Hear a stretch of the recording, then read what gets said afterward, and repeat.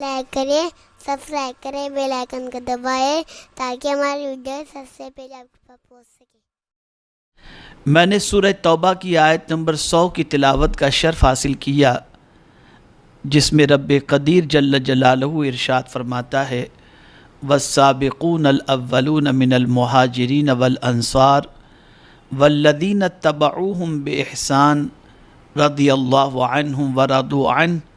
وأعد لهم جنات تجری تحتها الانہار خالدین فیہا ابدا ذالک الفوز العظیم۔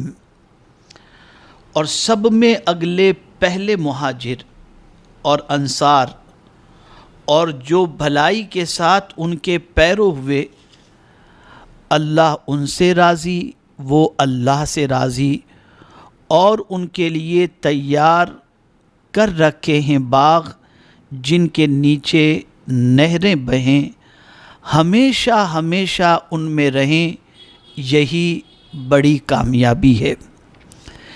میرے پیارے آقا صلی اللہ تعالی علیہ وسلم کے پیارے دیوانوں، اس آیے کریمہ میں پروردگار جل جلالہ نے ان صحابہ کرام علیہم الرضوان کے حوالے سے فرمایا جنہوں نے ابتدا میں اسلام قبول کیا۔ آپ اندازہ لگائیں، وہ دور جس میں پیغمبر رحمت صلی اللہ تعالی علیہ وسلم دعوت اسلام لے کر میدان عمل میں تشریف لائے اور لوگوں کو اللہ عز و جل کے دین کی طرف، اللہ عز و جل کی طرف دعوت دی۔ اس وقت کی سچویشن بڑی عجیب تھی۔ رسول گرامی وقار صلی اللہ تعالی علیہ وسلم کی دعوت کے زمانے کو آپ اگر پڑھیں تو آپ کو پتہ چلے گا کہ وہ کتنا کٹھن دور تھا، اور اس وقت مسلمان ہونا یہ کس حد تک ان لوگوں کے لیے جو دامن اسلام کے اندر قدم رکھتے تھے آزمائش کے مرحلوں سے گزرنا تھا۔ میرے پیارے آقا صلی اللہ تعالی علیہ وسلم کے پیارے دیوانوں، دامن اسلام سے وابستہ ہونا ایسا ہی تھا جیسے اپنے اوپر مصیبتوں کو دعوت دینا۔ اگر کوئی پیغمبر رحمت صلی اللہ علیہ وسلم کی دعوت کو قبول کرتا تو اسے کئی پریشانیوں کے مرحلوں سے گزرنا پڑتا، کئی تکالیف سے گزرنا پڑتا، اور مصیبتوں کے پہاڑ ان پر توڑے جاتے۔ میرے پیارے آقا صلی اللہ تعالی علیہ وسلم کے پیارے دیوانوں، وہ دور ایسا نہیں تھا کہ رسول اعظم صلی اللہ علیہ وسلم جن لوگوں کو دعوت دیتے تھے اس دعوت کے ساتھ کوئی اور لالچ بھی دیتے ہوں کہ تم اگر اسلام قبول کرو گے تو تمہیں اتنا سرمایہ دیا جائے گا، تم اگر اسلام قبول کرو گے تو تمہیں اتنے مکانات دیے جائیں گے، تم اگر اسلام قبول کرو گے تو تمہاری فلاں جگہ شادی کر دی جائے گی،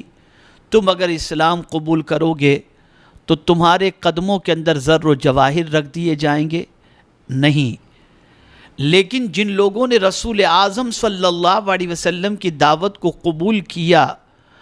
اور رسول اعظم صلی اللہ علیہ وسلم پر ایمان لائے، ان کی پوزیشن یہ تھی کہ وہ صرف دین اسلام کو سچا دین اور حق دین سمجھ کر کے انہوں نے اسلام قبول کیا۔ میرے پیارے آقا صلی اللہ تعالی علیہ وسلم کے پیارے دیوانوں، اس زمانے کے لوگوں کو جب اطلاع ملتی کہ کسی نے دعوت مصطفیٰ صلی اللہ علیہ وسلم قبول کر لی ہے تو آپ جانتے ہیں رسیوں سے باندھا جاتا، گرم ریت پر گھسیٹا جاتا، پتھروں پر سلایا جاتا، برف کی سیلوں پر سلایا جاتا، لیکن باوجود اس کے اللہ کے رسول صلی اللہ تعالی علیہ وسلم کے وہ صحابہ ساری تکالیف کو جھیلتے اور ساری تکالیف کو برداشت کرتے، لیکن رسول اعظم صلی اللہ علیہ وسلم کا دامن چھوڑنے کے لیے تیار نہ تھے۔ قربان جائیے ان کی عظمتوں پر، قربان جائیے ان کی رفعتوں پر، قربان جائیے ان کے مقام و مرتبے پر۔ کوئی تمغہ حاصل نہیں کرنا تھا، کوئی تاج حاصل کرنا نہیں تھا، کوئی مقام و مرتبہ حاصل نہیں کرنا تھا، بس ان کے لیے اتنا ہی کافی تھا کہ مصطفیٰ جان رحمت صلی اللہ علیہ وسلم کے غلاموں میں شامل ہو جائیں اور اللہ رب العزت جل جلالہ کے پسندیدہ دین کو قبول کر کے اللہ رب العزت جل جلالہ کی توحید کا اقرار کر کے اللہ رب العزت جل جلالہ کی خوشنودی حاصل کریں۔ یہاں یہ بات میں بتا دوں کہ اس زمانے میں اسلام قبول کرنا ہاتھ میں انگارے کے رکھنے کے برابر تھا، اور پھر ایک زمانہ آئے گا، ایک دور آئے گا کہ اس دور کے اندر بھی اسلام کو اختیار کیے ہوئے رہنا اور اسلام پر عمل کرنا اور بحیثیت مسلمان زندہ رہنا اپنے ہاتھ میں انگارے کو رکھنے کے مترادف ہوگا۔ وہ دور بھی آئے گا۔ میرے پیارے آقا صلی اللہ تعالی علیہ وسلم کے پیارے دیوانوں، اور جب وہ دور آئے گا اور زمین پر کوئی اللہ کا نام لینے والا نہ رہے گا، بس تبھی قیامت قائم ہو جائے گی۔ یہاں سے یہ بات سمجھ میں آئی کہ اگر دنیا قائم ہے تو اللہ کے ماننے والے کی وجہ سے، زمین پر جب تک کہ اللہ کا ماننے والا کوئی بھی موجود ہے، قیامت قائم نہیں ہوگی۔ جب اللہ کو ماننے والا، اسلام کو ماننے والا ایک بھی دنیا میں نہ رہے گا تو قیامت قائم ہو جائے گی۔ میرے پیارے آقا صلی اللہ تعالی علیہ وسلم کے پیارے دیوانوں، اس آیے کریمہ میں پروردگار جل جلالہ نے مہاجرین اور انصار دونوں کا ذکر فرمایا۔ سید المفسرین حضرت عبداللہ ابن عباس رضی اللہ تعالی عنہما اس آیے کریمہ کے حوالے سے ارشاد فرماتے ہیں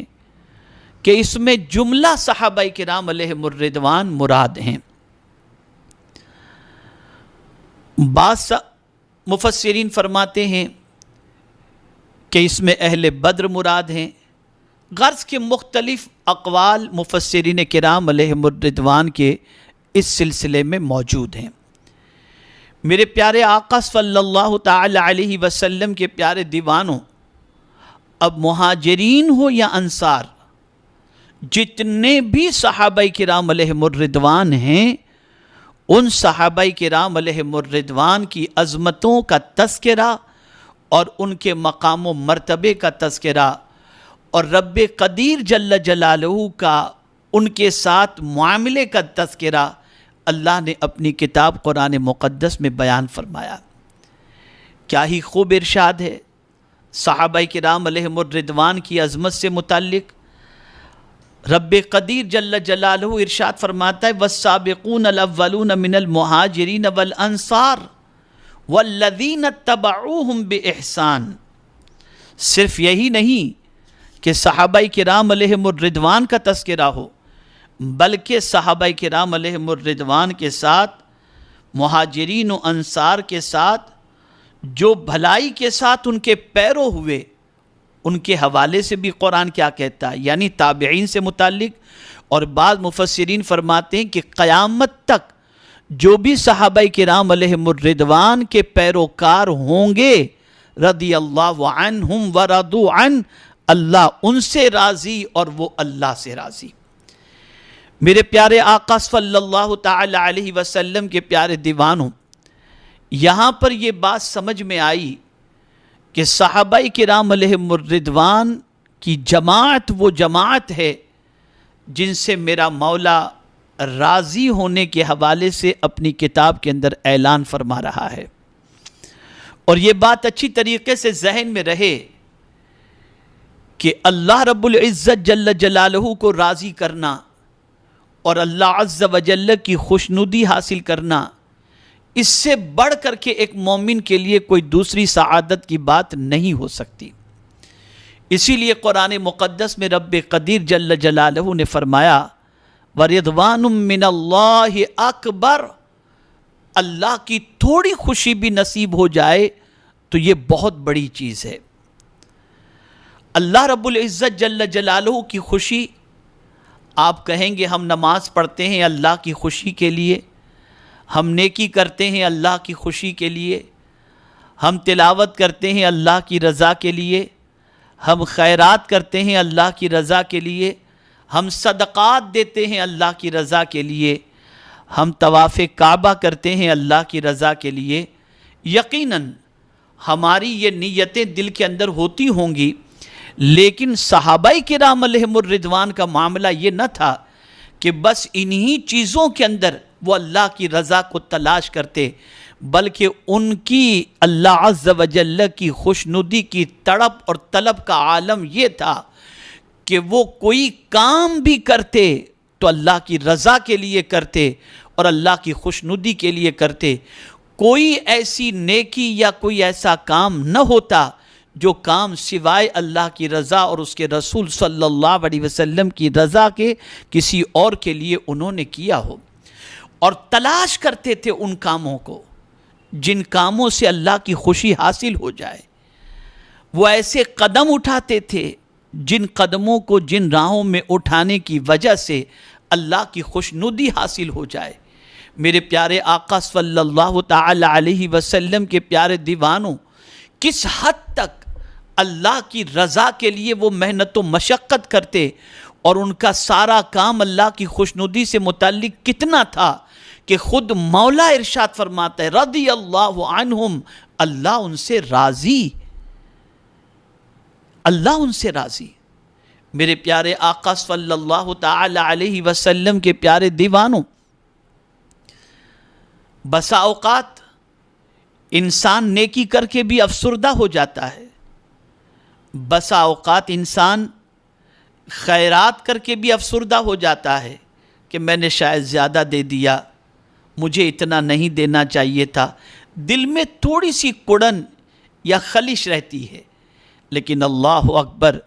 میرے پیارے آقا صلی اللہ تعالی علیہ وسلم کے پیارے دیوانوں، صحابہ کرام علیہم الرضوان کا عالم یہ تھا کہ وہ سب لٹا کر کے بھی اپنے دل میں کسی قسم کی کسک نہیں رکھتے تھے، بلکہ وہ لٹا کر کے بھی یہ سوچتے تھے اگر اللہ اسے قبول فرما لے اور اللہ راضی ہو جائے تو اس سے بڑھ کر کے ہمارے لیے کوئی سعادت کی بات نہیں ہے۔ میرے پیارے آقا صلی اللہ تعالی علیہ وسلم کے پیارے دیوانوں، اسی کے ساتھ کہ اللہ ان سے راضی اور وہ اللہ سے راضی، تو وہ اللہ سے راضی کس طریقے سے؟ وہ اللہ عز و جل سے اس طریقے سے راضی رہا کرتے تھے کہ مولا جس حال میں رکھتا وہ اپنے مالک کی شکایت نہ کرتے، بلکہ اپنے مالک کے ہر فیصلے پر خوشی کا اظہار کرتے۔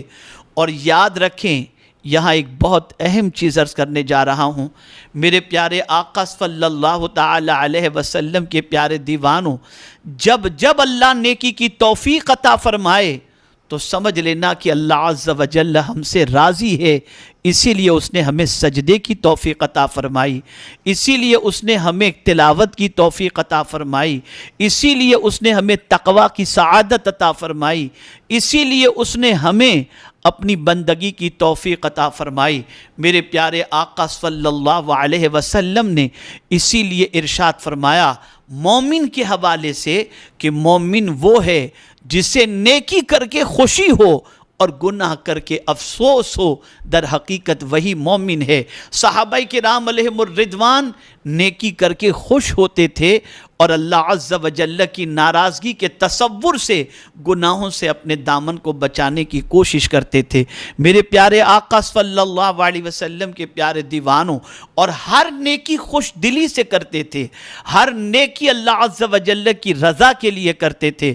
آپ ذرا سوچیں، یہی وجہ ہے کہ کل بروز قیامت میرا مولا جب صحابہ کرام علیہم الرضوان کو اور ان کے پیروکاروں کو، مومنین کو جنت میں داخل فرما کر ان سے فرمائے گا میرے بندو اب تو تم راضی ہو؟ بندے عرض کریں گے مولا ہم تو ہمیشہ تجھ سے راضی رہے، تو مولا فرمائے گا آج میں تمہیں راضی کر دیتا ہوں، اور اس طرح سے فرما کر مولا حجابات ہٹا کر اپنے دیدار سے انہیں مالا مال کر کے انہیں خوشی کی دولت سے مالا مال فرما دے گا۔ آپ ذرا سوچیں اللہ اکبر، خود جمال فطرت بے نقاب ہوگا، اس وقت کی سچویشن کیا ہوگی؟ آپ ذرا سوچیں، اگر کوئی حسین و جمیل ہو، کوئی حسن و جمال کا پیکر ہو جیسے حضرت یوسف علیہ السلام کہ اللہ نے انہیں بے مثل، اللہ عز و جل نے انہیں بے مثال حسن عطا فرمایا تھا، آپ راہ نکلتے لوگ تکتے رہ جاتے۔ آج بھی کوئی نورانی چہرے والے بزرگ نظر آئیں تو انسان تکتا رہ جاتا ہے، اس کی نگاہ ان کے چہرے سے ہٹتی تک نہیں ہے اور وہ ٹک ٹکی باندھ کر انہیں دیکھتا رہتا ہے۔ اللہ اکبر، خود رسول گرامی وقار صلی اللہ علیہ وسلم کے حسن کا عالم یہ تھا کہ چہرے مصطفیٰ صلی اللہ علیہ وسلم کو دیکھ کر نہ جانے کتنوں کو ایمان کی دولت نصیب ہوئی اور کتنوں نے رسول اعظم صلی اللہ علیہ وسلم کے چہرے کو دیکھ کر برجستہ کہا کہ اللہ اکبر، وَأَحْسَنُ مِنْكَ لَمْ تَرْقَطُ عَيْنِي وَأَجْمَلُ مِنْكَ لَمْ تَلِدِ النِّسَاء۔ اندازہ لگائیں، بلکہ اگر میں یہ کہوں تو غلط نہ ہوگا، میرے آقا صلی اللہ علیہ وسلم کا حسن اتنا عظیم تھا اور ایسا بے مثال تھا کہ خود خالق ارض و سما اپنے محبوب صلی اللہ علیہ وسلم کے چہرے کو تکتا ہے، جیسا کہ قرآن مقدس میں رب نے فرمایا قد نرا تقلب وجهك فی السماء، اور ایک مقام پر رب نے چہرے رسول صلی اللہ علیہ وسلم کی قسم یاد فرما کر فرمایا والضحیٰ، رخ مصطفیٰ صلی اللہ علیہ وسلم کی قسم۔ آپ اندازہ لگائیں، جب مصطفیٰ جان رحمت صلی اللہ علیہ وسلم کے جمال کا یہ عالم ہے، اور اسی طریقے سے بہت سارے انبیاء کرام علیہم الرضوان کے حسن کا، اللہ اکبر، سارے انبیاء کرام کا حسن لاجواب رہا، لیکن اللہ اکبر حسن یوسف مشہور رہا، رسول اعظم صلی اللہ علیہ وسلم کا حسن مشہور رہا۔ آپ اندازہ لگائیں تو جن لوگوں کو پیدا کرنے والے رب نے اس طریقے سے حسین و جمیل پیدا فرمایا، تو جب وہ اپنی شان کے مطابق پردہ ہٹا کر اپنا دیدار کرائے گا، اس وقت ان بندوں کا حال کیا ہوگا جو بندے اس کی خوشنودی کے ذریعے اپنی پوری زندگی گزارتے، خوشنودی کے لیے پوری زندگی گزارتے رہے۔ تو پروردگار جل جلالہ انہیں اپنے جمال فطرت سے مالا مال فرمائے گا، دیدار سے مالا مال فرما کر ان کو خوشی عطا فرمائے گا۔ میرے پیارے آقا صلی اللہ تعالی علیہ وسلم کے پیارے دیوانوں، تھوڑا سا آپ صحابی سے متعلق سمجھنے کی کوشش کریں کہ صحابی کہتے کسے ہیں، تو یاد رکھیں صحابی کے لفظی معنی، لغوی معنی ساتھی کے ہوتے ہیں۔ اللہ اکبر، وہ صحابہ، وہ لوگ، وہ ایمان والے جنہیں رسول اعظم صلی اللہ علیہ وسلم کی صحبت نصیب ہوئی، وہ اللہ کے برگزیدہ بندے جنہوں نے حالت ایمان میں آقائے کریم صلی اللہ علیہ وسلم کے رخ زیبا کی زیارت کی اور حالت ایمان ہی کے اندر اس دنیا سے کچھ کر گئے، انہیں صحابی کہا جاتا ہے۔ میرے پیارے آقا صلی اللہ تعالی علیہ وسلم کے پیارے دیوانوں، آپ جانتے ہیں رسول اعظم صلی اللہ تعالی علیہ وسلم کے اصحاب کا مرتبہ بہت عرفہ و اعلیٰ ہے، جیسا کہ قرآن مقدس میں رب نے فرمایا رضی اللہ عنہم ورضوا عنہ، پھر فرمایا وَأَعَدَّ لَهُمْ جَنَّاتٍ تَجْرِي تَحْتَهَا الْأَنْهَارُ، اور ان کے لیے تیار کر رکھے ہیں باغ جن کے نیچے نہریں بہیں۔ آپ اندازہ لگائیں، وہ صحابہ کے پیروکار جن سے اللہ راضی ہوا اور جو اللہ سے راضی ہوئے، ان کے لیے اللہ رب العزت جل جلالہ نے باغات تیار کر رکھے ہیں۔ باغ نہیں فرمایا،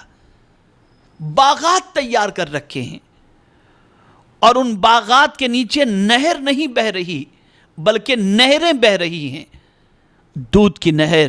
پانی کی نہر، شہد کی نہر۔ تو یہ اس نیکی کا صلہ ہے،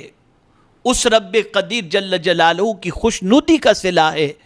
جس خوشنودی کو حاصل کرنے کے لیے صحابہ کرام علیہم الرضوان نے